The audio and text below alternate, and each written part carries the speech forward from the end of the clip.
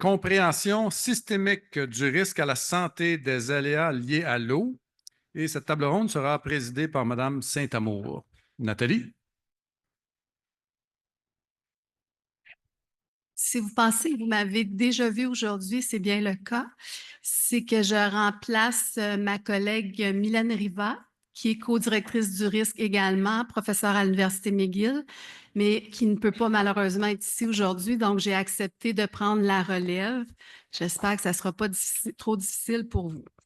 Alors, sur les compréhensions systémiques de la relation entre le risque à la santé et les aléas liés à l'eau, voici l'introduction à la table ronde. Donc, les inondations peuvent avoir des effets dévastateurs sur la vie humaine en provoquant des blessures et des maladies physiques et psychologiques, ainsi que des effets socio-économiques. Ainsi, réduire ces impacts nécessite une approche intégrée comprenant des mesures de prévention et de préparation dans un premier temps.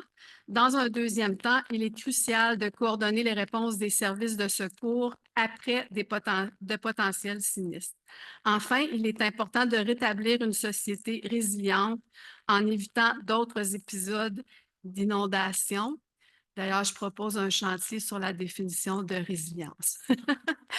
Alors, ceci étant dit comme mise en contexte, on a le plaisir d'accueillir 3 personnes pour discuter de ce thème aujourd'hui. Il y aura d'abord Madame Isabelle Goupil-Sormani, qui est professeure à la Faculté de médecine de l'Université Laval. Elle se spécialise en santé publique et en médecine préventive et familiale.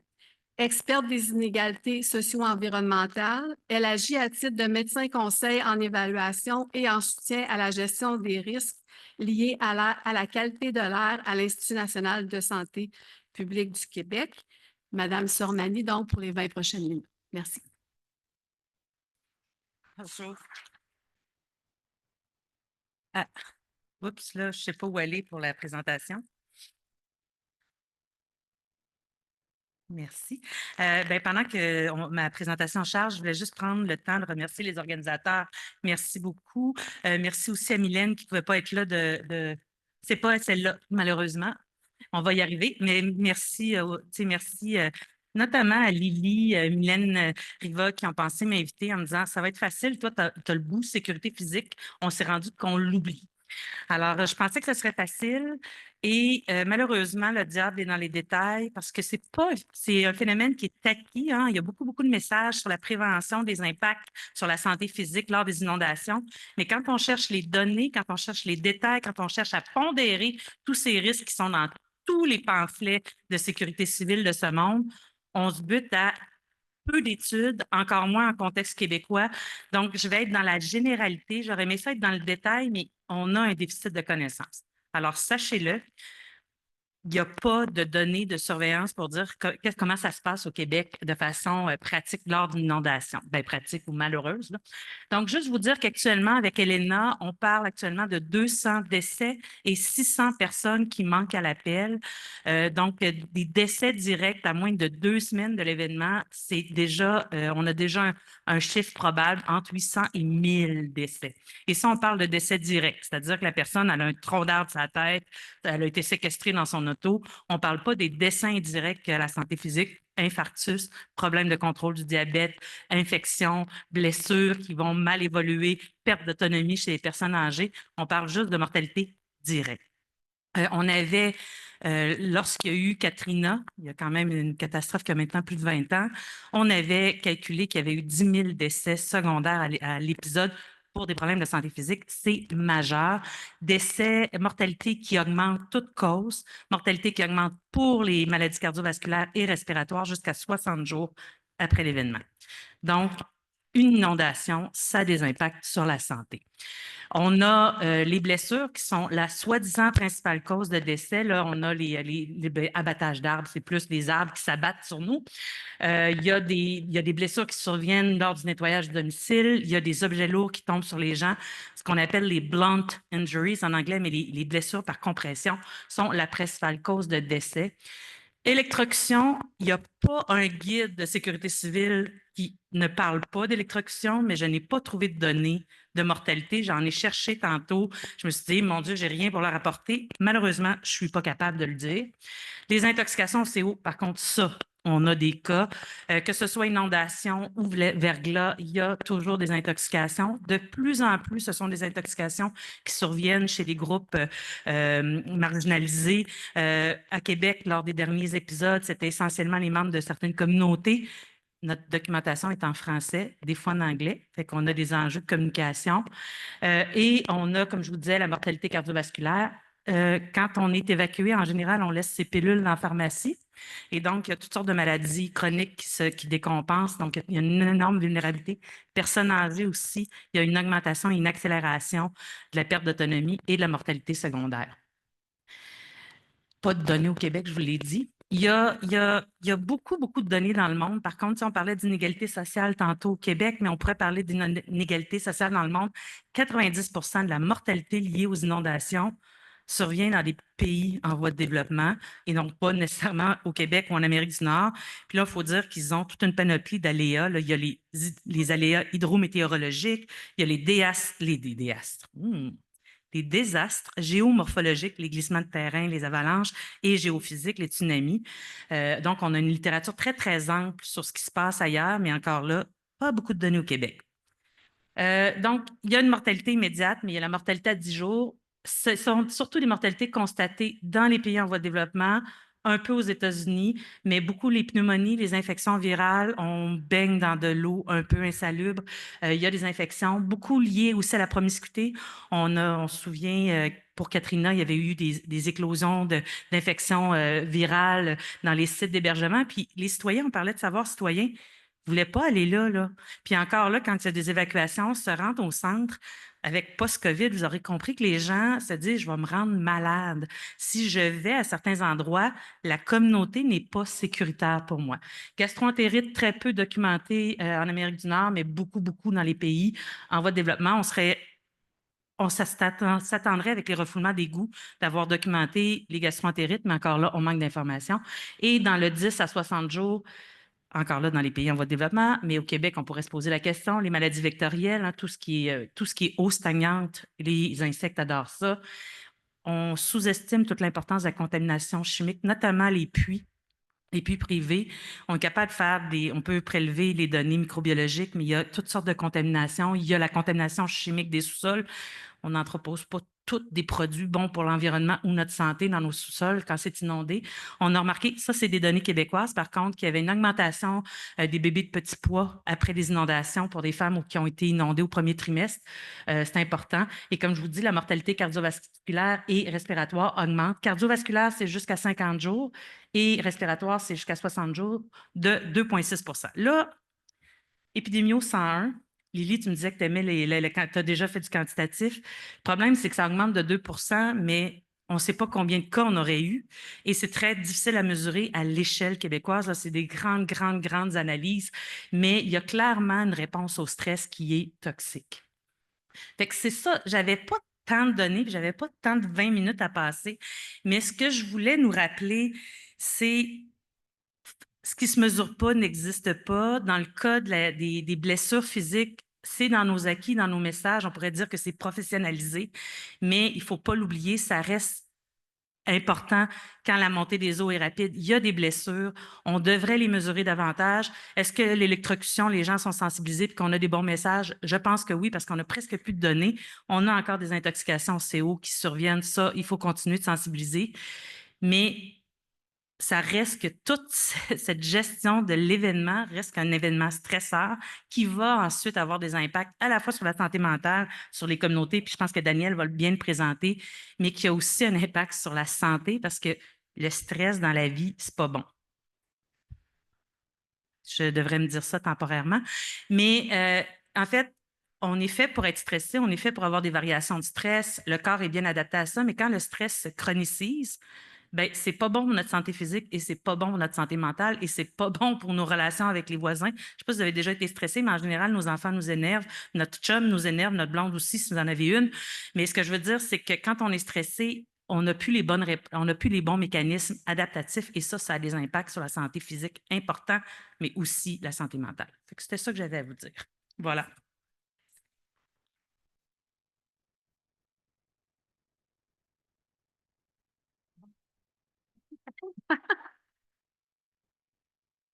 Dans le fond, il y a aussi des problèmes de santé. Faut que tu approches plus de ton micro, Daniel. Oui, bien, Ça, c'est encore moins documenté. Je trouve que des.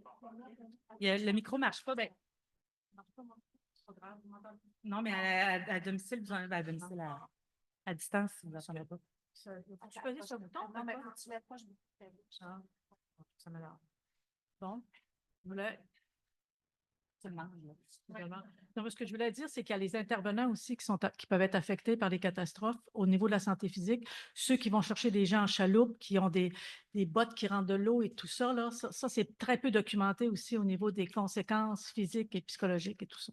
bien, la principale cause de consultation à l'urgence immédiate après une inondation, c'est des blessures, c'est des infections cutanées, c'est vraiment, il y en a. Effectivement, chez les travailleurs, les premiers secouristes, il y en avait des études. Katrina était un bon cas, puis j'ai l'impression que Hélène va être un nouveau cas pour générer de la donnée aux États-Unis. Mais au Québec, on ne cumule pas. Puis on a un problème de petit nombre au Québec, là, c'est qu'on n'est pas beaucoup. Fait que pour que ça soit significatif et mesurable, des fois, c'est plus difficile, mais ça ne veut pas dire que ça n'existe pas. Merci beaucoup. C'est intéressant de se rendre compte qu'on manque de données. Et moi, je pense aux gens dont on vous parle à Gatineau depuis ce matin, là, à la pointe Gatineau 2017-2019. Donc, on se demande aussi le stress quand on est dans un cumul de catastrophes, là, ce que ça peut avoir comme effet. La personne tout à côté de Mme Goupil-Sormani s'appelle Danielle Maltais, pour si jamais il y a quelqu'un qui ne la connaissait pas. Alors, est-ce que c'était Lily ou Daniel? C'est Daniel, super. Alors, Danielle est de l'Université du Québec à Chicoutimi. Elle est professeure à l'unité d'enseignement en travail social. Elle est experte dans le domaine de la recherche sur les conséquences des catastrophes et des événements traumatiques sur la santé des victimes et des intervenants rémunérés ou bénévoles appelés à appliquer les mesures d'urgence. Alors, je laisse la parole à Danielle. Daniel, est-ce que tu t'installes? On a Oui. décidé qu'on restait sur place pour faire Parfait. pareil comme ce matin. C'est différent d'Isabelle. Oui, c'est ça. Donc, comment ça fonctionne, cette affaire-là? Mais, l'autre bord. L'autre bord. Bon.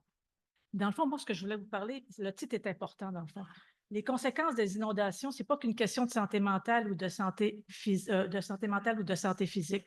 Il y a beaucoup, beaucoup d'autres aspects de la vie des sinistrés qui sont affectés lorsqu'ils vivent une catastrophe. Ça, on en parle très peu dans les recherches ou dans la littérature, dans le fond.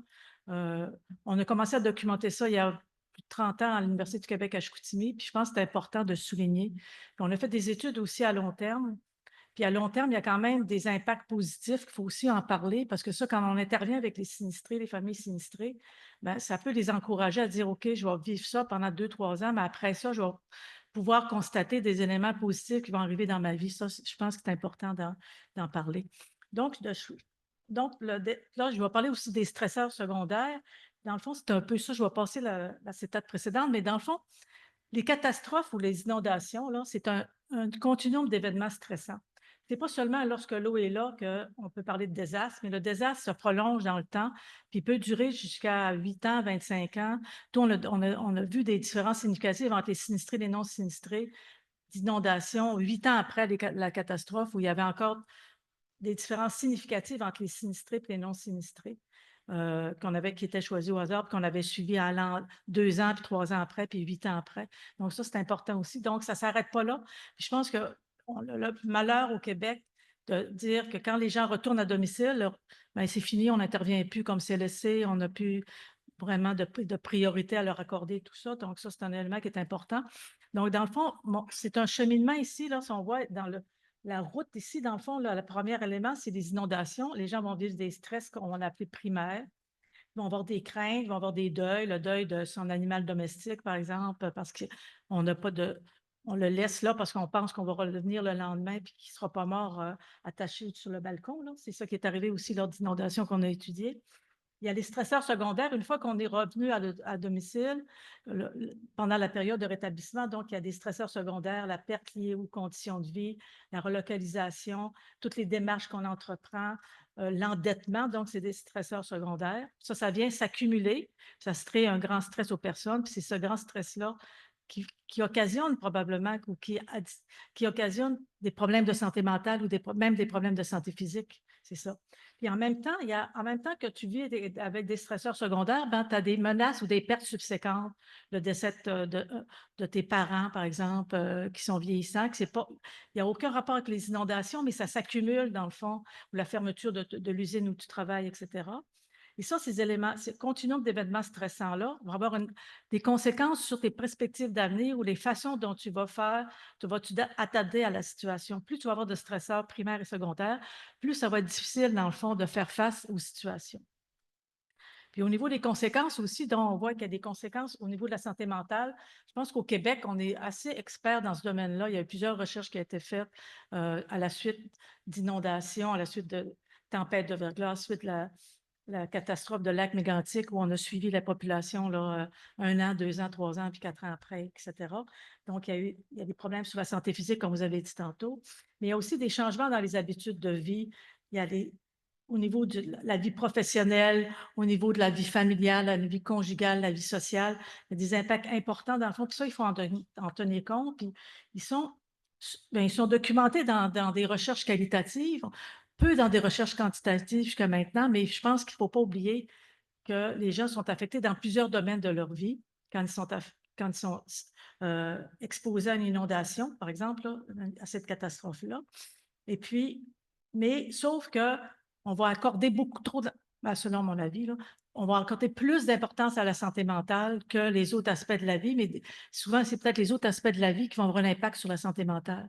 Si on prend, par exemple, ce qu'on a documenté dans nos recherches sur les conséquences des catastrophes, bon, par exemple, sur la vie personnelle, le doute sur ses capacités, la remise en question de ses valeurs personnelles, la remise en question de ses valeurs familiales, conjugales, au niveau de la vie conjugale, la perte d'intimité, l'impatience, comme vous avez dit tantôt, là, tout d'un coup, mon conjoint, il m'énerve. Mes enfants aussi. Donc, il y a aussi, au niveau familial, on peut aussi être plus impatient par rapport à ses enfants, moins tolérant, etc. Moins disponible aussi à les aider dans leurs travaux scolaires, etc. Au niveau de la vie sociale, bien, il y a beaucoup d'isolement, la diminution de ses activités sociales aussi. Puis au niveau de la vie professionnelle, bien, on a constaté des reports de retraite parce qu'il y avait des conséquences monétaires importantes. Il y avait l'endettement, ou il y a la prise de retraite anticipée, ou il y a aussi, parce que notre santé physique, mentale s'est détériorée, il y a aussi le refus de certaines promotions parce qu'on dit je suis assez pris chez nous, là, je ne ferai pas une nouvelle promotion, j'accepterai pas cette nouvelle promotion-là parce que je suis trop stressée dans ma vie personnelle. Je ne veux pas rajouter du stress supplémentaire, dans le fond, dans ma vie professionnelle. Mais nous, on a fait dans une étude qu'on a portée après des inondations 8 ans après, puis maintenant aussi, même on s'est rendu compte aussi, ce qui m'intéressait de vous présenter aujourd'hui, c'est qui s'en sort mieux que ceux qui ne s'en sortent pas bien, dans le fond. C'est quoi les personnes qui s'en sortaient mieux, qui avaient pu, après 8 ans, de problèmes de manifestations dépressives ou qui avaient pu d'anxiété, moins d'anxiété que les personnes qui étaient encore sur le tapis, là, dans le fond. Donc, ceux qui s'en sortaient bien, voient la vie quotidienne plus positivement après 8 ans. Ils ont une vision plus positive des inondations. C'est que c'est un événement qui leur a permis d'apprendre sur eux-mêmes, qui leur a permis de dire, ben moi, je vais être capable de faire face à d'autres situations parce que j'ai été capable de faire face aux inondations dont j'ai été victime. C'est des gens aussi qui accordent plus d'importance aux valeurs familiales depuis avoir été exposés aux inondations, ont été capables de demander de l'aide de professionnels. Ils ont repris des activités sociales et récréatives avec leurs enfants, leurs conjoints et les membres de leur réseau social. Ont reçu du soutien social aussi. Puis je rajouterais aussi, c'est les gens qui sont satisfaits du soutien social qu'ils ont reçu, qui estiment avoir reçu plus d'aide qu'espéré, que moins d'aide qu'espéré. Eux autres, ils s'en sortent mieux, dans le fond, même à plus court terme puis à long terme par rapport aux autres qui considèrent avoir reçu moins d'aide qu'espéré. C'est ceux qui ne se sont pas endettés face aux situations, face aux inondations. Puis si on revient aux stresseurs aussi, je vais vous en nommer quelques-uns parce qu'on a fait une recherche. Donc, tantôt, j'ai parlé là, de la recherche qui a été publiée au risque. C'est une de nos études qu'on a faites là, interdisciplinaire avec plusieurs universités aussi. Puis sans le risque, on n'aurait pas développé cette collaboration avec l'Université de Laval, l'Université de Sherbrooke, etc., avec ça. Dans le fond, ce projet-là, puis ça a été une bonne affaire. Donc, il il y a la relocalisation comme stresseur qui est vécu après les inondations, la relocalisation qu'elle soit temporaire ou permanente. Le processus d'indemnisation, on a parlé tantôt, le monsieur en a parlé tantôt, l'ancien maire, c'est vraiment un stresseur important, là. Les gens ont besoin d'aide pour remplir les formulaires d'indemnisation. Je pense il faut qu'on développe des programmes pour aider ces personnes-là à remplir ce processus d'indemnisation, ces formulaires-là qui sont difficiles à comprendre. Il y a les pertes matérielles aussi, les gens font des deuils par rapport au... Puis il y a les pertes matérielles qui sont tangibles et intangibles, tous les souvenirs, tous les jouets de nos enfants qu'on a gardés pour nos petits-enfants, puis que là, en fin de compte, ils sont tout perdus. Les problèmes financiers, l'endettement, c'est sûr, les travaux à réaliser aussi, là, ça crée beaucoup de stress. Puis notre étude, on l'a faite pendant la COVID-19 aussi, donc ça a créé beaucoup de retard dans les travaux, beaucoup de retard, dans le fond, dans le remboursement des dettes et tout ça, donc ça, c'est un facteur qui est très important. Ce que je voulais vous lancer comme message aussi aujourd'hui, il y a les intervenants de première et de deuxième ligne, il y a les employés municipaux et leurs gestionnaires, il y a les gestionnaires de l'administration municipale aussi qui peuvent être impactés par les inondations, puis on a peu de connaissances à date par rapport à ça. C'est un autre angle mort, dans le fond, des conséquences des catastrophes, là. Il y a les sinistrés, mais il y a aussi les gens qui aident les personnes sinistrées. Donc, je voudrais conclure en vous disant que le soutien psychosocial est important, mais il faut aussi aider les personnes dans des activités de la vie quotidienne, dans les processus d'indemnisation, comme j'ai dit tantôt. Mais les besoins des sinistrés sont vraiment divers, puis les services doivent être divers aussi. Puis la source des problèmes de santé mentale n'est pas seulement le fait d'être inondé, mais est liée aussi au nombre, à la gravité et à la persistance de ces stresseurs-là. Donc, il faut vraiment offrir des services à long terme aux personnes sinistrées. Pas penser qu'une fois que l'eau est plus là, qu'ils sont plus souffrants. Souffrantes, les personnes. Merci. On avait 10 minutes. Je pense que je suis rentrée dans mon 10 minutes. 9 minutes.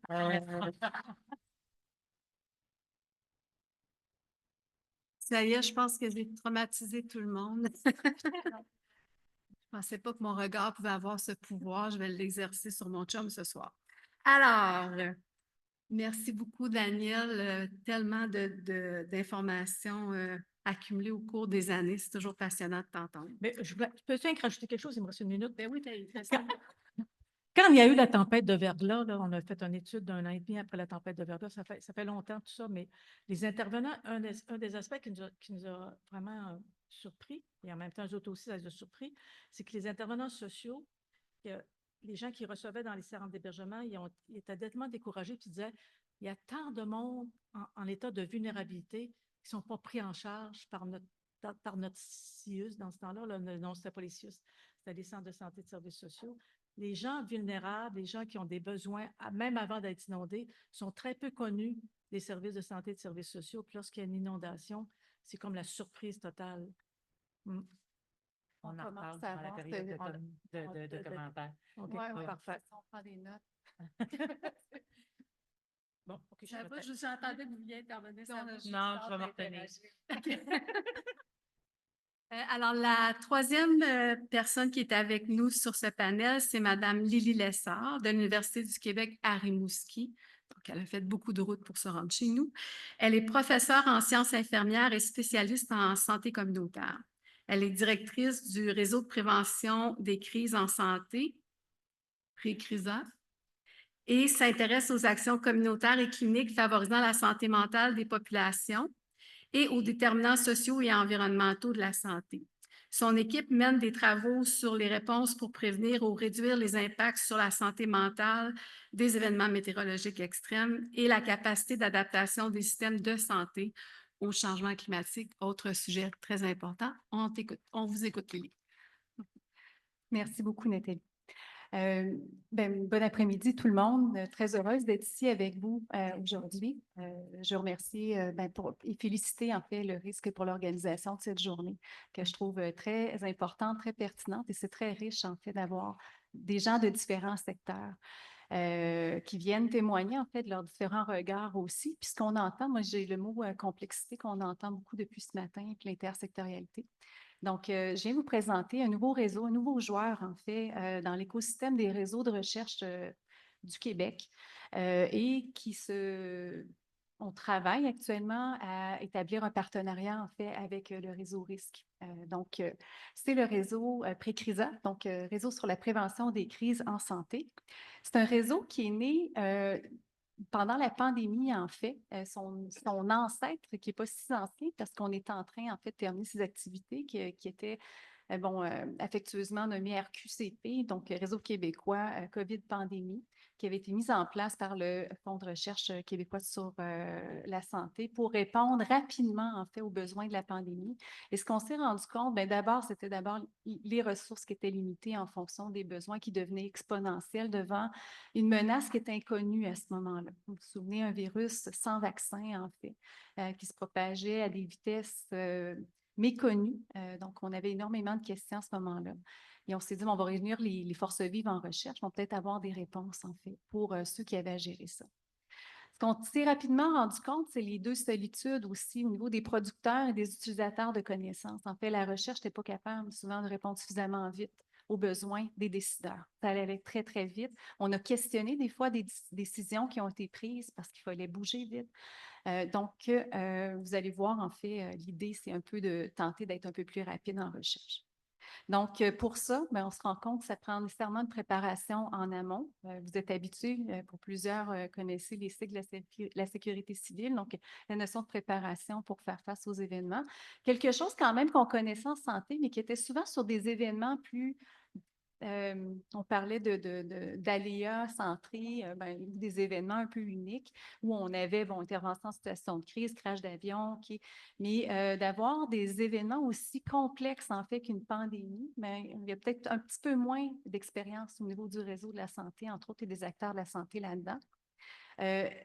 Puis, la préparation en amont, ce que ça veut dire, c'est qu'on apprend à connaître aussi les différents joueurs en amont, puis on établit des liens de confiance. Quand on est en situation de crise, c'est souvent difficile à établir aussi. Et finalement, que la gestion de crise, en fait, c'est une entreprise complexe et non pas compliquée, donc surtout complexe, qui doit mobiliser un large spectre de joueurs, d'expertise, d'organisation. On a parlé beaucoup de partenariats citoyens également ce matin. Donc, c'est vraiment d'avoir cette réunion, en fait, des savoirs et des regards.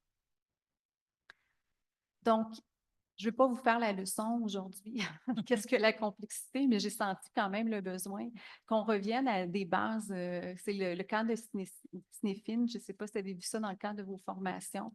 On a appris ça il y a quelques années, mais des fois, c'est juste bon de se remettre en place. De différencier le simple du compliqué et du complexe. C'est M. Pedneau-Jobin qui disait, mais j'aimerais ça, je crois que c'est lui ou non, c'est monsieur en météorologie, là, je ne sais plus lesquels, qui disait que ce serait bien de faire du complexe, de rendre ça simple. Donc, je suis d'accord avec vous de pouvoir l'expliquer simplement. Mais le simple, on connaît bien. Dans le fond, c'est d'avoir des problèmes connus puis d'avoir des réponses connues. On est vraiment dans la donnée probante, là, que nous, on se gargarise vraiment beaucoup de ça dans le domaine de la santé, mais de dire, OK, on a un problème, on connaît la solution, on sait comment l'appliquer. Le compliqué, c'est souvent l'apanage des experts. Donc, de dire, on a un problème, on ne connaît pas la solution, donc on va réunir plusieurs experts qui vont nous dire qu'est-ce qu'on doit faire. Ce n'est pas nécessairement quelque chose qui est pour le commun des mortels. Donc, on doit avoir beaucoup, beaucoup de connaissances, en fait, pour être en mesure de régler le problème, mais il y a possibilité, en ayant ce cumul de connaissances, de le faire.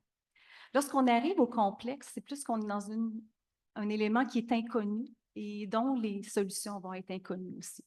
Et à ce moment-là, c'est là qu'on a besoin d'une combinaison des savoirs, une façon différente de penser, pas seulement des regards d'experts. Et c'est là qu'on commence à parler de complexité, de risque systémique notamment. Donc, c'est un peu... j'ai oublié de bouger mon petit rond, là, mais vous m'avez suivi, je pense bien. Mais on va être beaucoup dans l'exploration. Et ça, des fois, ça amène beaucoup d'inconfort d'être dans l'exploration, notamment quand on est, soit des experts de quelconque domaine, du domaine académique ou de la société civile, de dire qu'on est dans une zone grise. Donc, mais c'est quand même là qu'il faut situer notre action de plus en plus, puis s'y efforcer, puis se donner des façons de le faire. Donc, C'est un peu dans cette lignée-là qu'a été créé Précrisa et qui a été créé aussi le risque, en fait, qui est un réseau intersectoriel. Donc, dans la même ordre d'idée. Donc, ça fait partie des nouveaux réseaux thématiques du FRQ secteur santé. Donc, il y a un financement de 8 ans, ce qui n'est pas banal, en fait. Ça nous donne quand même du regard vers l'avant, puis le temps de s'asseoir puis de regarder pour bien faire les choses. Précrisa, en fait, c'est un réseau thématique où on va s'intéresser aux menaces émergentes. Je me dis qu'on veut travailler en amont aussi, puis dans la capacité des systèmes, des individus, des communautés à mieux leur faire face. C'est quand même si on est un réseau financé par le FRQS, santé, secteur santé, c'est quand même, on a des gens de tous les secteurs, des 3 secteurs qui en font partie. Actuellement, on est un tout jeune réseau. En fait, on est né officiellement le 1er avril 2024, mais on a déjà une centaine de membres avec une 60aine de partenaires.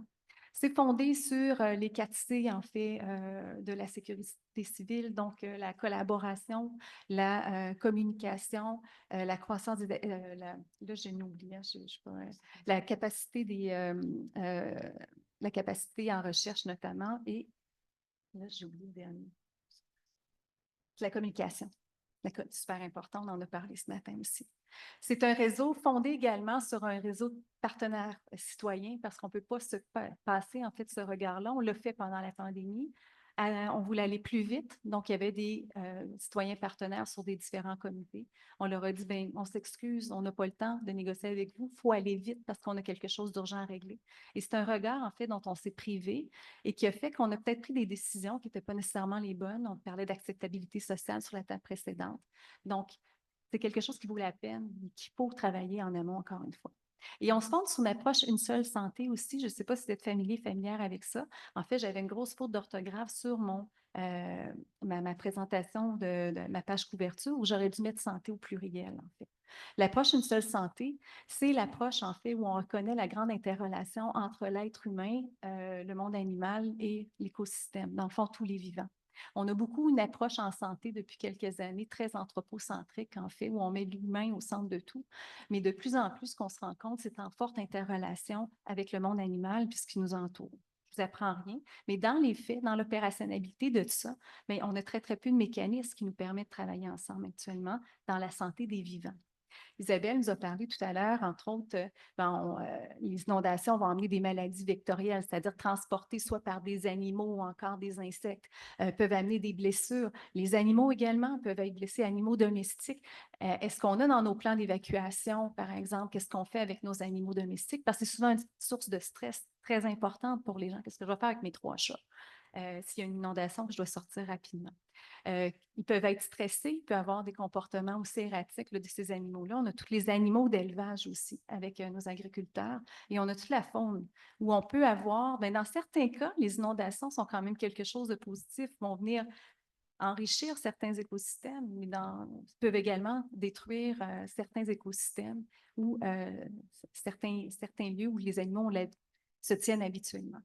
Donc, dans notre équipe, actuellement, en fait, on a la chance, c'est des nouveaux joueurs que je vous invite peut-être à considérer dans l'action au niveau des inondations. Donc, on a des gens du domaine de la psychologie, la médecine d'urgence, de l'infectiologie, la pédiatrie. On a des citoyens partenaires là-dedans, des experts au niveau de la contamination de l'eau, des vétérinaires, des gens du service social aussi. On a des gens spécialisés dans la gouvernance, en fait, de la recherche et du partenariat citoyen.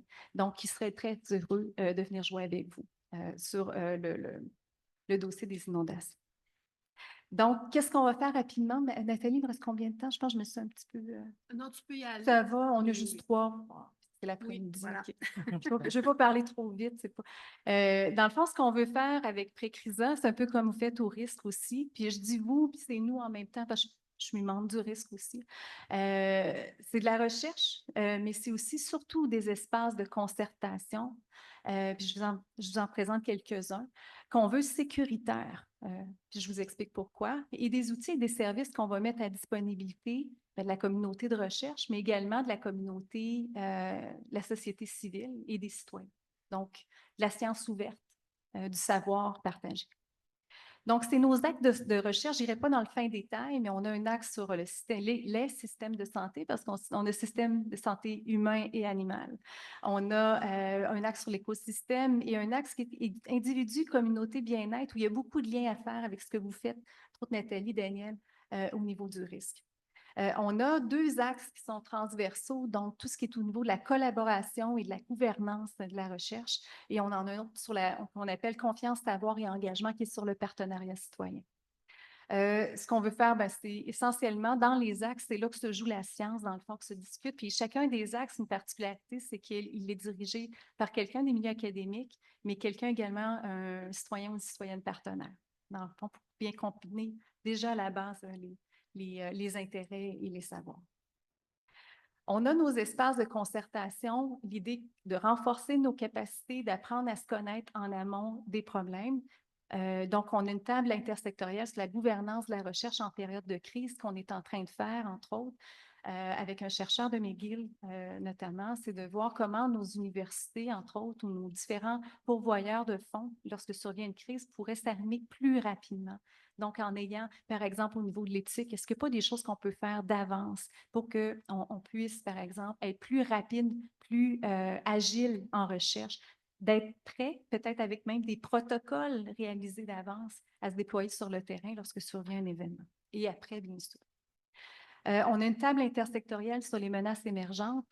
Cette table-là a déjà, comme je vous dis, on est tout jeune, on a été, officiellement, on a commencé nos activités le 1er avril 2024 et on a été mobilisés déjà sur le dossier de la fièvre aviaire H5N1. C'est-à-dire, qu'est-ce qu'on fait avec ça? Comment avoir des contaminations à des bovins, à des humains. Donc, est-ce qu'on ne pourrait pas se réunir et dire qui fait quoi au Québec? Puis est-ce qu'on ne peut pas se doter, dans le fond, de quelques coups d'avance, en fait, si jamais ça arrive. On a un chantier aussi qu'on appelle un chantier de données. Où sont les données? Qui les ont? Dans quelle forme elles sont? Comment on peut les questionner? Est-ce qu'on n'aurait pas des outils pour avoir un accès plus facile, une seule santé, donc de combiner entre autres des données santé humaine, santé animale, écosystème. Et on a des discussions actuellement et des travaux en cours avec le risque aussi pour avoir une combinaison de ces données. L'idée, c'est pas de répéter, il y en a plusieurs qui sont détenteurs de données. Il y a des très, très belles initiatives ici, ailleurs. On a été contactés par un consortium international aussi. Il y a ces efforts-là qui se font. Mais l'idée, c'est de savoir où est-ce qu'elles sont rapidement, puis est-ce qu'on peut les consulter lorsqu'on va en avoir besoin. On a un groupe de travail également sur le transfert de connaissances, un peu comme il va se faire au risque. L'idée, on travaille avec le groupe Renard, je ne sais pas si vous connaissez ça, le groupe Renard, qui étudie le transfert de connaissances. Vous irez voir ça, c'est très, très chouette ce qu'ils font. Et le consortium InterS4, qui depuis des années, en fait, forme des courtiers de connaissances au Québec. L'idée, c'est de créer soit les notes de politique, les notes de brefage à l'avance, mais aussi de créer un réseau à travers le Québec. Pas nous qu'on développe une équipe de 20 courtiers de connaissances, mais que ça se développe dans chacun des équipes de recherche ou encore dans les ministères, d'avoir des gens, dire, qui sont capables rapidement d'aller créer, par exemple, une note de politique fondée sur les meilleures pratiques à la base d'une revue rapide des connaissances. Oui, j'ai terminé. Merci. Je peux-tu terminer tout de suite ou il faut que j'ai... OK, je vais juste terminer avec... Brièvement. Moi, j'ai pris du temps finalement. Je n'ai pas beaucoup de diapos, mais je parle beaucoup. Je termine ici. Donc, l'idée, c'est de créer également des plateformes. En fait, la mise en commun des connaissances et de la science ouverte, c'est ce qu'on veut faire. De mettre en évidence justement ces outils de transfert de connaissances-là, de mettre en place également, plutôt de miser sur les partenariats citoyens déjà existants, puis peut-être ciblés pour différentes organisations. Vous pourriez peut-être aller voir tel TAM, tel TAM, tel TAM. On travaille déjà avec eux pour soit les consulter, valoriser, valider certains savoirs. Mettre en place également, on a parlé des outils numériques. Il y a des travaux en cours aussi avec une équipe de l'ENAP actuellement pour les relations gouvernementales, devenir un peu guichet d'accès parce qu'on se rend compte pendant les crises, c'est toujours les mêmes. Je ne sais pas si vous vous souvenez pendant la pandémie qu'on voyait à la télé, mais il y a plein de gens qui ont fait plein de choses très, très adéquates et qui mériteraient aussi d'être découverts. Et l'accompagnement de Seule Santé, notamment par la mise en place d'une cohorte, en fait, animal, humain, écosystème. Et voilà, je vous laisse en fait, si vous voulez aller voir précrisa.ca, c'est notre site web. Juste vous dire, on fait notre lancement dans l'ouest de la province. En fait, ça va être à Montréal le 24 octobre. Vous allez trouver les informations. En tout cas, je vous invite à vous inscrire, c'est gratuit. On fait notre lancement à la Maison du développement durable à Montréal le 24 octobre à 16h. Vous êtes les bienvenus, tout le monde, vous allez venir jaser avec nous. Donc, Merci. Merci beaucoup, Lily, et pour l'invitation et pour la présentation. Merci.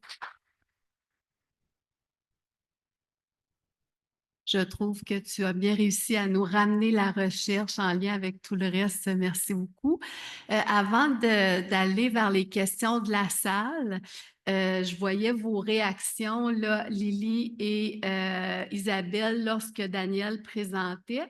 Donc, peut-être que je pourrais vous laisser des questions entre vous si vous en avez. Daniel, par contre, on ne t'entend pas. Il faut vraiment que tu acceptes de parler proche du micro, s'il vous plaît. Ben, en fait, moi, je voulais réagir à toute l'importance du stress. Le stress, c'est pas bon pour la santé physique, c'est pas bon pour la santé mentale, ça reste un enjeu. C'est par contre, au niveau médical, très difficile à mesurer parce que on n'a pas tous les mêmes niveaux de base, on n'a pas tous la même variation dans une journée. On sait que les gens qui ont plus d'impact à la santé sont ceux qui vont avoir un stress qui va coller, mais est-ce que leur seuil, c'est quoi la concentration qui démontre l'impact? Et ça nous rend un peu impuissants de ne pas être capable de dire, ah, finalement, toi, ton stress est dangereux pour toi. Ou, et même là, la même chose pour la gestion. Tantôt, on parlait des gens qui ont une vision positive.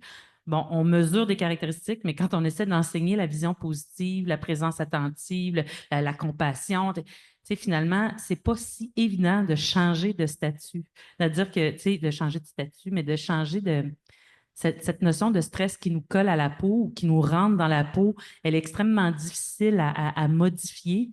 Puis ceux qui répondent le mieux à tous ces exercices, ces éléments de présence attentive sont en général les plus scolarisés, ceux qui ont les plus de moyens et pour qui le stress ne colle déjà pas à la peau. Et donc, ça, il y a des enjeux. Puis tantôt, on parlait d'inégalité sociale aussi. On en a parlé beaucoup à Montréal. Mais il y a des gens qui partent, on dit souvent, quand on part dans le marathon de la vie, il y en a qui partent, qui partent avec le petit linge. C'est le marathon en fin de semaine à Québec, mais beau petit linge, prêt, belles espadrilles à 352 $, les bas, pardon, support, tout va bien. Puis ils ont l'air de courir le marathon en 2h30, 3 heures comme des champions. Mais il y en a qui ont la même distance à parcourir, mais on les a mis en arrière, le vent d'en face, dans une côte à monter, avec des situations pas possibles. Et que ce soit pour la santé physique ou que ce soit pour la santé mentale, il faut vraiment se préoccuper de nos plus vulnérables. Puis là, je voulais réagir, c'est long, je n'ai pas pris beaucoup de temps tantôt, je me rattrape. Là où c'est long, c'est qu'on a réalisé qu'on n'a aucun message, aucune capacité d'adaptation.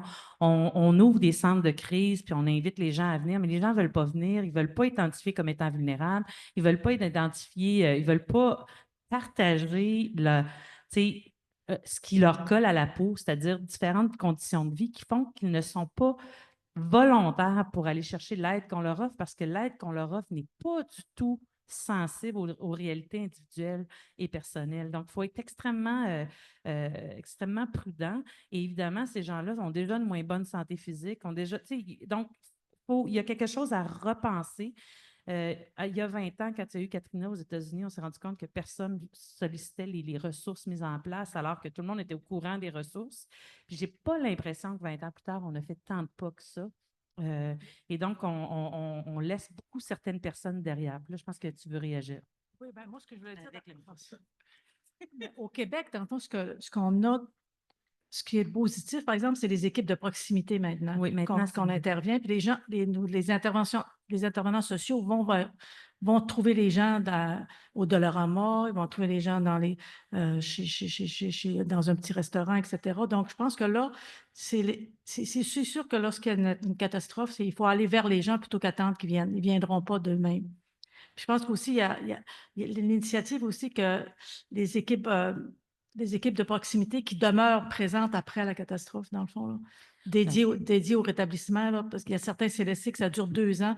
Ils libèrent 2 intervenantes sociales qui sont libérées pour travailler avec les sinistrés pendant 2 ans, qui font des appels téléphoniques, pas quotidiens, mais hebdomadaires ou mensuels, voir comment ils vont, etc. Ça fait partie, je pense, des bonnes pratiques et tout ça. Puis moi, je voulais revenir aussi, dans le fond, malheureusement, au Québec, quand on invite des gens là, pour venir parler des conséquences des catastrophes, malheureusement, au Québec, quand on invite des gens, là, des spécialistes, pour venir parler des catastrophes, on invite les psychologues. Mais ce n'est pas eux autres qui vont travailler avec les sinistrés, c'est les travailleurs sociaux. Et ça, on est vraiment une discipline qui est pas méconnue par rapport dans les médias ou par les autorités. Tout ça. Moi, je trouve ça très regrettable. Moi, je change de couleur quand je regarde ça à TV. Là, Des fois, c'est les médecins qui invitent, hein, c'est encore pire. Ah ouais. Oui, c'est vrai. Moi, je suis infirmière, je peux-tu parler? En fait, moi, pourquoi j'ai réagi tout à l'heure, c'est qu'on connaît de plus en plus les populations, en fait. Puis, il y avait la présentation de Mélanie ce matin encore. Merci pour le livre, c'est apprécié. Mais je dis ça parce qu'on a parlé de cartes aussi dans l'auto, puis ce que vous avez montré. Puis, on en a des cartes de vulnérabilité psychosociale, vulnérabilité de la santé qui pourraient être très bien superposées, en fait, aux cartes d'inondation, différents autres savoirs, en fait.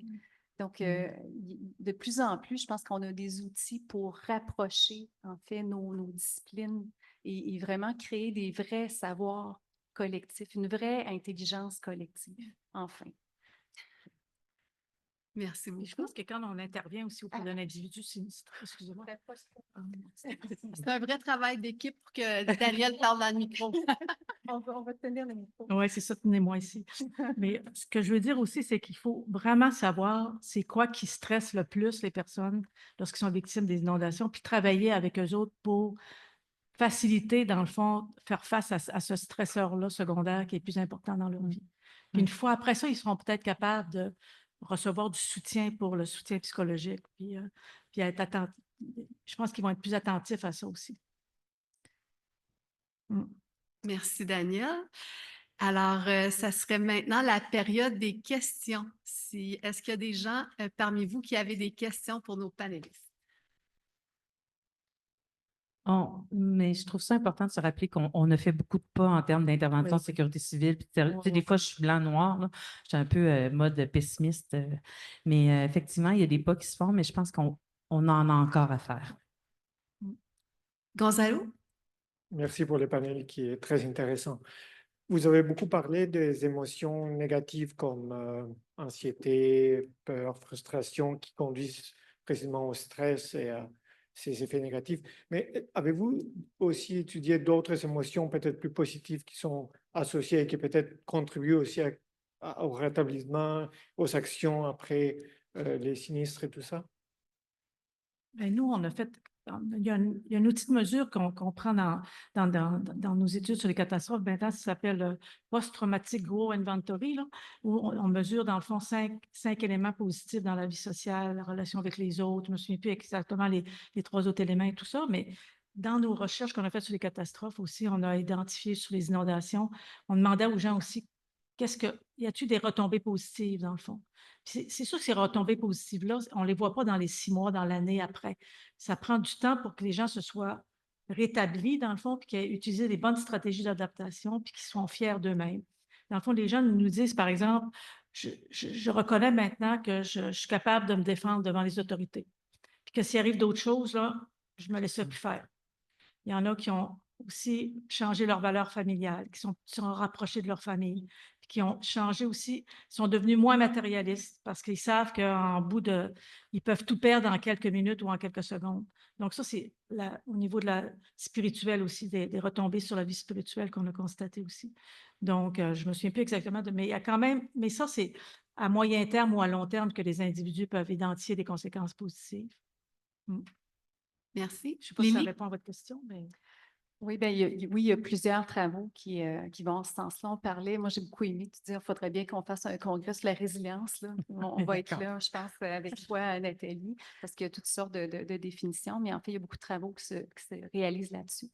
Moi, je suis en santé communautaire, donc on est beaucoup dans une approche populationnelle. Donc, au même titre qu'on a des mesures auprès de l'individu, nous, on mesure au niveau des collectivités. Toujours dans les suites de la pandémie, mais c'est quelque chose, c'est un outil maintenant qu'on va utiliser pour changer changement climatique. On a mis en place avec la direction de santé publique. Moi, je suis de la région de Chaudière-Appalaches, fait que j'arrive pas de si loin que ça, là, même si c'est l'Université du Québec à Rimouski. J'étais à Lévis. Mais ils ont mis en place, en fait, une vigie psychosociale. L'idée, c'est d'aller chercher à chaque mois, dans le fond, dans la collectivité, ils ont, à travers le réseau des éclaireurs, en fait, qui sont des gens de proximité, mais c'est aussi des citoyens, des leaders. À chaque mois, ils vont les consulter de façon électronique, ça prend 3 minutes, mais de voir le niveau d'entraide dans la collectivité, comment vous diriez le niveau de bien-être, est-ce que c'est mieux ou pire que le mois précédent, puis le dynamisme communautaire. Est-ce qu'il y a des préoccupations particulières que vous observez et surtout, avez-vous des bons coups donc à mettre de l'avant, à faire connaître, parce que ça aussi, c'est important de faire connaître ces bons coups-là pour s'en inspirer. Parce qu'on a vu, nous, entre autres, ces données-là sont amenées à chaque mois des caucus de décideurs et ce qui les alimente beaucoup dans leur réflexion, c'est quand on leur amène des beaux exemples et ne pas les laisser finalement avec un paquet de données et dire « bonne chance ». Donc, cet aspect-là est vraiment important. Donc, c'est une bonne question, puis merci. Je vais me permettre d'ajouter un petit peu dans une recherche en cours avec Daniel. C'est les gestionnaires qu'on est en train, les retombées sur les gestionnaires des inondations récurrentes. Puis on voit aussi, on n'a pas tout à fait fini notre analyse, mais on est en train de voir aussi que les gens sentent qu'ils développent des compétences là, par rapport au fait d'avoir dû gérer des crises. Donc, comme élément positif, c'est pas nécessairement un sentiment, mais ils sentent un renforcement des compétences. Ils se sentent aussi valorisés dans leur communauté, ils sont fiers de ce qu'ils font des nouveaux apprentissages, ils développent des relations spéciales avec les autres intervenants des autres secteurs et tout ça. C'est tous des éléments positifs aussi. Avant de laisser à Sophie le loisir de poser une question, on a d'abord une question en ligne. Oui, et ça ne sera pas long. D'ailleurs, j'en profite pour rappeler aux gens qui sont en ligne de ne pas hésiter à poser leurs questions. Encore une fois, si on n'a pas le temps d'y répondre à toutes pendant la séance, elles seront répondues par la suite. Alors, la question, Cécile Regazi, excusez-moi si je le nomme mal, est en lien avec Mme Lassard. Vous venez de parler il y a quelques instants de 2 groupes de transfert de connaissances. J'ai bien noté le premier, équipe Renard, mais pas le deuxième, si c'est possible d'avoir la référence. Merci. Absolument, parce que c'est une excellente référence. Donc, c'est Inter S4, donc INTER S4. Donc, probablement que vous allez le trouver facilement sur Google. Je n'ai pas l'adresse en ligne. Mais c'est donne des cours de courtage de connaissances, notamment plusieurs. Ils ont été créés, en fait, en lien avec le besoin du milieu de la santé de s'abreuver rapidement de données venant de la recherche. Donc, en lien avec 5 CCIUS en région. On pourra peut-être, dans le résumé du colloque, indiquer la référence si quelqu'un peut nous le faire penser. Alors, Sophie, puis ensuite Alexandre. Excusez-moi, j'ai plus retenu les prénoms. C'est parfait. Merci, c'est super intéressant, inspirant. Ça donne ouais, c'est des belles informations, belles initiatives aussi, vraiment. Donc, merci beaucoup. Moi, ce qui me frappe, c'est que les initiatives là, dont on parle pour finalement avoir une vision plus complexe de l'adaptation à ces aléas-là, pour prendre en compte les conditions de vie, les inégalités, ces différents facteurs de crise-là que les gens vivent. On réussit à en parler finalement pour se préparer aux crises, comme pour avoir, c'est super ce qui se met en place avec je vais les appeler les vigiles citoyennes, mais c'était pas le mot citoyen éclaireur, citoyen relais, tout ça. Mais en fait, j'aimerais ça poser la question globalement sur nous mettre un peu au défi de faire ces relations-là en amont, puisque moi, mon dada actuellement, c'est par exemple pourquoi les politiques de logement sont si peu clairement en lien avec les politiques d'adaptation au changement climatique au Québec. Mais on pourrait dire la même chose pour les politiques de mobilité et de transport, comme il y a beaucoup de couches finalement sur l'intersectoriel de en amont. On sait très bien que les vulnérabilités sont liées aux conditions de logement. Puis moi, je reviens d'une année à Vancouver, c'est très, très traumatisant, les chiffres de mortalité liés aux conditions de logement. On pourrait dire la même chose sur les freins à la mobilité puis notre inégalité dans l'accès aux services de transport, etc. Bon. Fait que puis ça, c'est quelque chose qui est difficile à amener dans les conversations, même moi à Montréal, quand je dis, ben pourtant, on en parlait, on les a les données de logement, tu sais, mais c'est même pas dans nos cartes de vulnérabilité, puis c'est pas utilisé pour cibler les investissements dans l'adaptation au changement climatique à Montréal. Et pourtant, on sait que c'est un facteur de vulnérabilité. Il y a comme il y a quand même des choses qui sont comme à la base des conditions de vie, qu'on sait que c'est lié aux inégalités face aux aléas climatiques, qu'on regarde pas en amont, mais qu'on regarde grâce à la santé publique, je pense, après un événement, tu sais, de plus en plus, mais en amont, on pourrait agir un peu plus. Donc, en tout cas, c'est un peu une question. Avez-vous des initiatives en tête, des idées ou des pistes? Voilà, merci. Merci. Je peux commencer. Vas-y. Je commence rapidement. Ben, je pense que des pistes, vous en avez plusieurs exemples à Montréal. Et Sophie, là, ce que tu fais avec les groupes communautaires, ça en est. En fait, les approches des systèmes complexes. Ça, moi, j'ai fait une partie de ma thèse là-dessus, là, je peux partir. Mais ce que ça dit, c'est que le système est capable de s'auto-organiser et d'insuffler des choses externes. Des fois, on vient un peu bousiller, en fait, une dynamique qui a pris du temps, des fois, à se mettre en place, qui est peut-être imparfaite, mais qui est bien adaptée à un milieu. Donc, on a rencontré des municipalités il y a 2 semaines dans le cadre d'un forum d'adaptation au changement climatique, puisqu'on leur disait, bien, commencez par miser sur vos forces et les connaître. Et ça, déjà, ça va être beaucoup une économie d'énergie et vous risquez d'avoir beaucoup plus d'impact que d'essayer tout plein d'affaires nouvelles. Donc, d'optimiser ce qu'on a déjà, je pense que ce serait un bon début. Mais je trouve que ça pourrait être intéressant pour les antennes aussi. Ça serait intéressant pour les antennes, dans le fond, de partir de cet exercice-là, entre autres, là, dire qu'est-ce qu'on a fait de bon, dans le fond, dans l'intervention, quel changement qu'on a fait depuis les dernières inondations, puis comment on pourra mieux se préparer ou comment on se prépare bien, là. Tous les intervenants, ils nous avaient dit, entre autres, ben, pas les intervenants, mais les gestionnaires qu'on a rencontrés dans la recherche, il disait, dans le fond, on a tellement appris lors des inondations 2017 que ça a été beaucoup plus facile lors des inondations 2019, puis encore plus facile lors des inondations 2023. Mais ça, on dirait qu'on ne le partage pas entre les municipalités, ces informations-là. C'est quoi qui a facilité, c'est quoi les bons coups, etc. Donc ça aussi, on a comme responsabilité au risque de transmettre ces bons coups-là qui sont faits. Merci, Daniel. Moi, je n'ai pas de solution pour toi, Sophie. Moi, je sais qu'on a toujours considéré le logement comme un déterminant social de la santé, puis moi, ça m'énerve.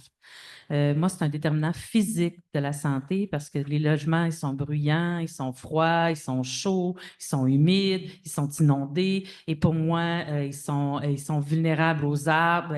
Les arbres, on en veut en milieu urbain, mais il faut encore les entretenir correctement pour pas qu'ils tombent sur la tomate. Donc, tout ça pour dire que pour moi, ce sont que des déterminants de l'environnement physique, mais en traitant le logement sous l'angle social, je pense qu'on se prive de capacités d'intervention importantes. Puis tous ces déterminants que j'ai nommés, froid en hiver, chaud en été, humide, ce sont tous des déterminants qui rendent malade. Et si on mesurait correctement le poids sanitaire du logement, probablement qu'on aurait plus envie d'investir dans la qualité des logements et que ce ne soit pas juste à l'entreprise privée d'offrir ces logements à haut prix. Je pense qu'on y aurait une conscience. Fait que moi, je suis pour un appel à la partie environnement physique, mais aussi effet physique du logement. Et je pense qu'on a tout intérêt à mesurer ça. Tantôt, on parlait, on n'a pas beaucoup de données sur les conséquences physiques, mais il faut... L'avantage, c'est qu'on sait combien ça coûte un infarctus, on sait combien ça coûte une pneumonie, on sait combien ça coûte l'asthme chronique chez les enfants. Ça, c'est terrible pour la vie. On est capable de mesurer le poids de ça et je pense qu'on a tout intérêt à faire du logement un déterminant de l'environnement physique en plus d'en faire un social. On sait que les logements de bonne qualité sont liés à ton statut social, mais il y a quand même des déterminants physiques sur lesquels on peut agir. Puis là, on n'a plus de maire dans la salle, mais il y a eu comme un désengagement des municipalités aussi au regard de l'inspection. Maintenant, il y a de l'inspection pour la valeur, mais de l'inspection pour la qualité des logements. Il y a comme eu et je pense qu'il y a un effet de rappel important à ramener. Excusez, c'était mon plaidoyer environnement physique. Merci. Alexandre, votre question? Oui, merci beaucoup là, pour la présentation. En fait, moi, j'ai peut-être plus un commentaire. Là. Je trouve vraiment intéressant pour le pré-CRISA d'avoir un financement sur 8 ans, comme tu disais, d'avoir le temps de penser à des questions de fond, puis de faire du travail de longue haleine. Puis ça me faisait penser justement s'il n'y avait pas une opportunité imaginer des futurs possibles sociaux. C'est-à-dire que dans le climat, on utilise des scénarios, on dit en 2100, le climat va être de telle manière, avec telle température, en 2050, en 2070, selon divers scénarios. Puis on sait que quand tu parles de menaces émergentes, on sait que le Québec de 2100, en termes de démographie, en termes de pouvoir d'achat, peut-être qu'on ne peut pas savoir exactement combien de personnes de 85 ans et plus il y aura, mais on peut bâtir des scénarios, puis faire en sorte de comprendre sur quelles décisions vont nous mener vers un futur social résilient versus un futur social non résilient. Fait que l'approche un peu de trajectoire, je ne sais pas si tu connais Chemin de transition qui fait des efforts de prospective, je pense que ça serait quand même intéressant parce que le côté social, ça fait longtemps qu'on en parle. Tu sais, le climat, on est capable de faire des scénarios, mais pour le social, on est toujours un peu bloqué puis on n'ose pas. Mais peut-être que là, c'est l'occasion d'oser puis d'offrir des visions du futur. Oui, d'avoir des modélisations comme vous faites, mais je pense que ça existe, mais c'est vraiment pas mon domaine. Hein.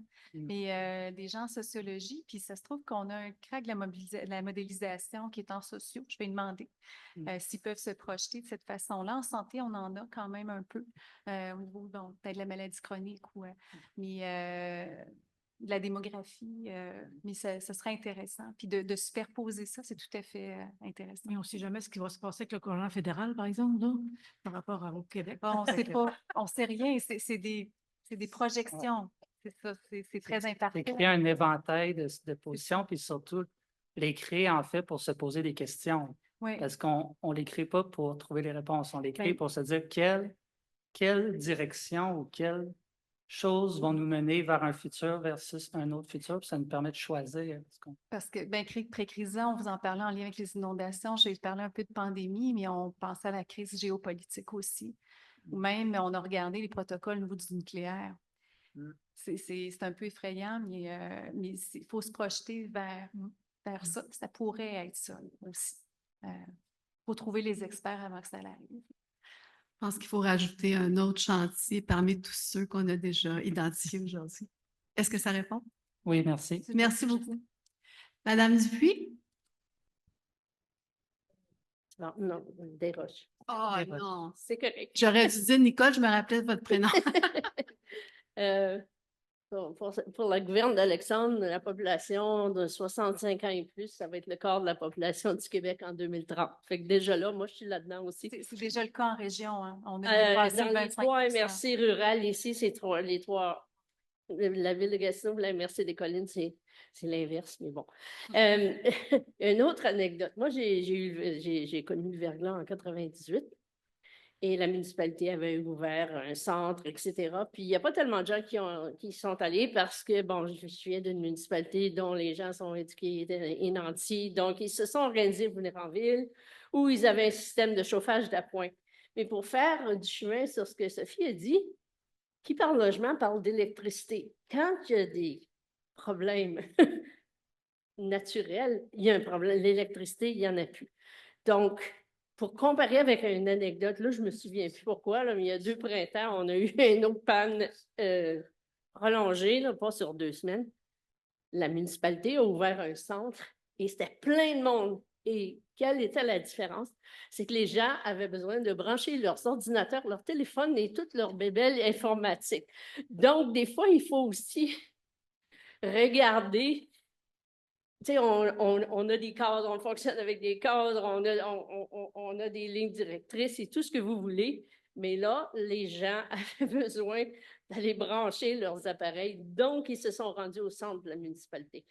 Fait que des fois, il faut regarder, il faut voir ce qu'on dit en bon chinois, le big picture.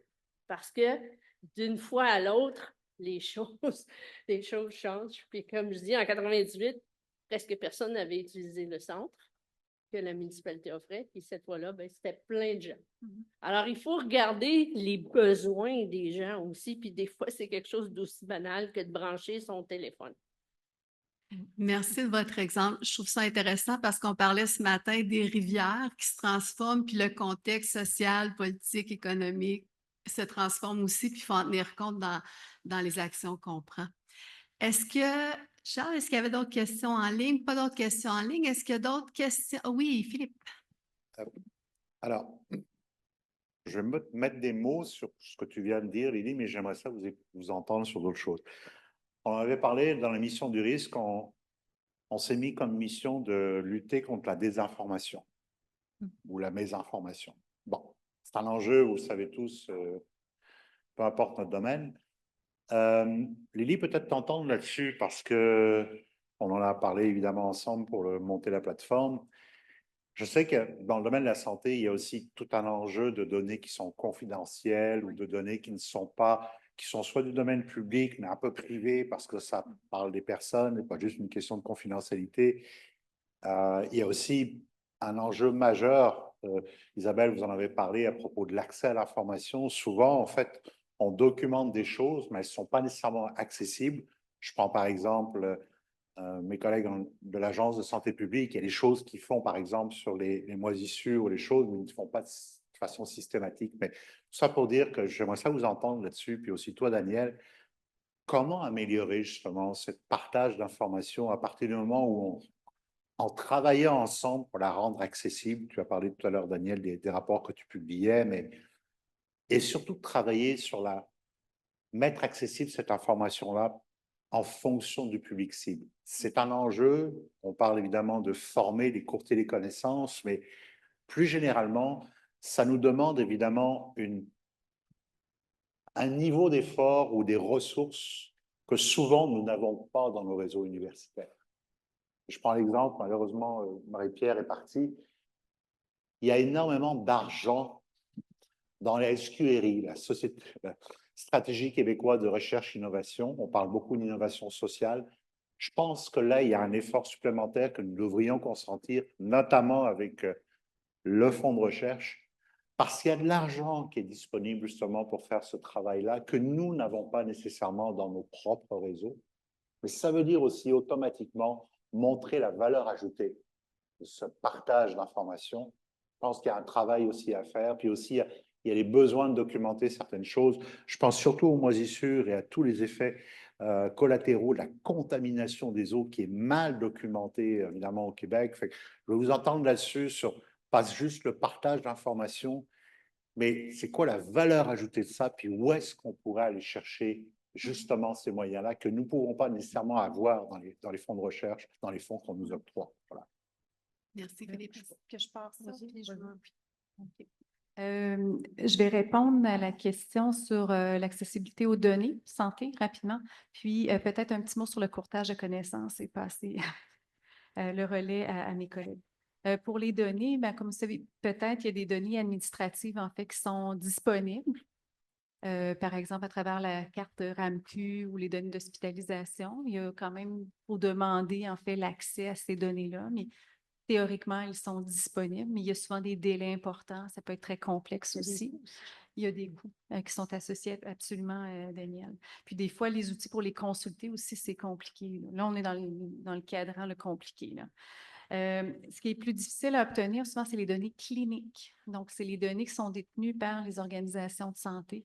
Donc, ils ont des données, mais des données à plus savoir où les mettre. Ils créent des lacs de données, en fait, c'est ce qu'ils appellent. Il y a différents projets actuellement, mais c'est souvent au niveau de chacune des organisations de santé. Puis ce qu'on déplore, c'est mais pourquoi il n'y aurait pas quelque chose un peu provincial pour créer une intelligence un peu plus fédérée, en fait, plutôt que chacun ait son propre système. Pour le courtage de connaissances, je vais faire la même réponse que j'ai faite à Sophie tantôt, c'est de miser sur les forces. Je ne pense pas qu'on peut s'ajouter 20 courtiers de connaissances au risque, 15 au pré-CRISA. Puis l'idée, c'est de miser plus sur les équipes existantes pour les former au courtage de connaissances et être capable de les mobiliser lorsqu'on en a besoin. Donc, c'est dans les 4C, là. Tantôt, je dis, bon, communication, coordination, il y avait la capacité en recherche, puis ça en est une des capacités à accroître. C'est ce qu'ils ont fait, entre autres, du côté de McMaster pendant la pandémie, c'est que plutôt que créer pour répondre rapidement aux décideurs, ils ont fait un réseau pan-canadien, en fait, de personnes qui étaient capables de répondre rapidement. Ils savaient que tel expert était dans telle université et qu'il y avait des gens de son équipe qui étaient formés pour répondre rapidement. Fait que peut-être que c'est quelque chose qu'on devrait envisager. Quelque chose à ajouter? Moi, par rapport à la population, le transfert des connaissances auprès de la population, excusez-moi. C'est important qu'on Oui, c'est vrai. Donc, par rapport à la transmission des connaissances au niveau du public ou des individus, je trouve qu'on prend trop pour acquis que les gens vont aller sur des sites Internet, vont aller se renseigner, vont répondre à des... Je pense qu'il faut aussi qu'on multiplie les formes de transfert des connaissances et non pas seulement cette nouvelle technologie-là, dans le fond, là. Tu sais, il y a des gens qui savent moins lire, il y en a qui savent moins écrire, il y a des gens qui sont... tu sais, les personnes âgées, mettons... c'est vrai que plus on va avancer, plus les personnes âgées vont être éduquées et tout ça, mais quand même, je pense qu'il y a plein de personnes qui ça leur tente d'aller ces sites et tout ça, puis on pense qu'on va tout régler avec ça, je pense. Quelque chose à ajouter? Il faut innover sur le transfert des connaissances, des bandes dessinées, des jeux. Il faut aller aussi dans les écoles primaires, secondaires, parce que ces gens-là, ces jeunes-là vont transmettre des connaissances à leurs parents. Tu sais, un jeune du primaire là, qui a appris, un jeune du primaire qui a appris quelque chose et qui dit maman, fais plus ça, là, ou papa, fais pas ça, c'est pas bon pour la planète. Ben, il faut, tu sais, il sensibilise un adulte aussi. Ben, moi, je pense qu'effectivement, un accès aux données peut nous aider, mais ça prend aussi une priorisation, c'est-à-dire que qui va financer les projets, comment on va les financer, avec quelles ressources, quelle analyse. Un des biais qu'on a en épidémiologie en ce moment, c'est qu'on fait tellement d'analyses que juste par le simple effet du hasard, on trouve des données significatives, mais pas pertinentes. Là, je vais dire, c'est un petit peu horrible ce que je viens de dire là. C'est dans 5% des cas avec notre P0.5. C'est pas beaucoup, mais plus on traite de données, plus on génère de la donnée. Puis après ça, c'est d'y donner du sens. Fait que, je veux dire, oui, il y a les lacs de données, oui, il y a l'accès, mais je pense qu'il faut aussi se doter d'une intelligence collective pour une vision. Puis, tu sais, moi, je dis tout le temps, il faut avoir une idée de ce qu'on va chercher avant de commencer à chercher. Puis, c'est pas toujours le cas quand avec les lacs. Tu sais, il y a beaucoup, beaucoup, beaucoup de données. On a la médecine personnalisée, on a de l'individualisation, mais comment on va gérer ça après ça comme société, de savoir, tu sais, bon, ben bravo, toi, ton cortisol fait que la prochaine inondation, c'est toi qui vas avoir des troubles. Je veux-tu savoir ça? Bon, j'exagère, mais je pense qu'il y a une réflexion à avoir sur quelles données on veut, pourquoi on les veut, comment on va les utiliser, à quoi ça va servir, puis de quelle façon on va le faire. Ce matin, on le voyait avec les cartes d'inondation, quel enjeu ça a social, individuel, mais c'est la même chose pour les données de santé. On est vraiment dans un mouvement de libéralisation de l'accès aux données, mais encore là, qu'est-ce qu'on en fait? Fait que moi, j'ai un petit peu d'angoisse en disant, oui, il y a de la donnée, mais est-ce qu'on va aller la chercher pour les bonnes raisons? Et la mauvaise raison, c'est l'individualisation des risques. Et ça, moi, je suis extrêmement prudente. Tu sais, en santé publique, on est paranoïaque sur le N égale moins, le N plus petit que 5, là. Mais il y a quelque chose dans la façon de traduire la donnée pour être sûr qu'on n'en fasse pas des victimes au détour. Donc, je nous invite à, oui, avoir accès aux données, oui, à pondérer, mais quand on sort des facteurs de risque, dites-vous qu'il y a des individus qui se font dire toi, tu es à risque et qui vivent après ça toutes sortes de formes d'exclusion qui n'est surtout pas l'intention de l'analyse de données. Excusez, c'était mon côté encore anxieux. Je vous impose ça depuis tantôt. On terminerait là-dessus, Lily. Tu me laisses la parole? Oui, ça ne sera pas long. C'est un mot de la fin pour nous-mêmes, en fait. Je pense que les réseaux comme le risque, je vous ai présenté Précrisa, on serait des bons diffuseurs de données. Pas de données, de connaissances, en fait. Puis le but, c'est pas de refaire. Moi, je pense à l'INSPQ qui produit tout, plein de choses, mais qui produit pas tout. Nécessairement, c'est de dire, écoutez, si vous voulez de l'information sur ce type d'éléments-là, l'INSPQ est super bien placé. Mais il y a d'autres recherches, par exemple, qui pourraient, puis de guider, parce que les gens sont noyés, en fait. Vous parlez de données, mais d'informations. Bon, un rapport, comment qu'on va tomber sur le rapport qu'on a besoin? Souvent, c'est un peu par hasard. On parlait, je pense, de ça hier, des fois, j'ai vu ça dans un colloque par hasard. Mais pour plus que ça soit par hasard, en fait, pour que l'information se rende aux bonnes personnes, mais il faut qu'elle soit concentrée quelque part, là, que ce soit facile à trouver, qu'on ait un guichet d'accès de l'information. Bon, je vais finir en vous disant que cette information-là ne doit pas être écrite seulement en anglais pour le Québec, là. Il faut être aussi qu'elle soit écrite en français. C'est pour ça qu'on est... Merci, Daniel. Avant de remercier officiellement les 3 personnes ici, dans le fond, moi, ce que je constate depuis ce matin, c'est que face à ces bouleversements climatiques, on est appelé à prendre un recul de société. Puis le danger, je pense, c'est de le faire chacun enfermé dans notre bulle. Donc, des journées comme aujourd'hui où des fois on se dit, oups, comment je vais faire les liens avec mes propres réflexions, mes propres préoccupations. Ça permet de créer des liens complexes et il faut les actualiser ensuite sur comment on les agit, comment on les pense ensemble. Donc, pour moi, c'est très riche. Puis, il y a la suite de la discussion qui va avec Gonzalo qui va nous aider à réfléchir. Alors, mes plus sincères remerciements à Isabelle Goupil-Sormani. Merci Isabelle.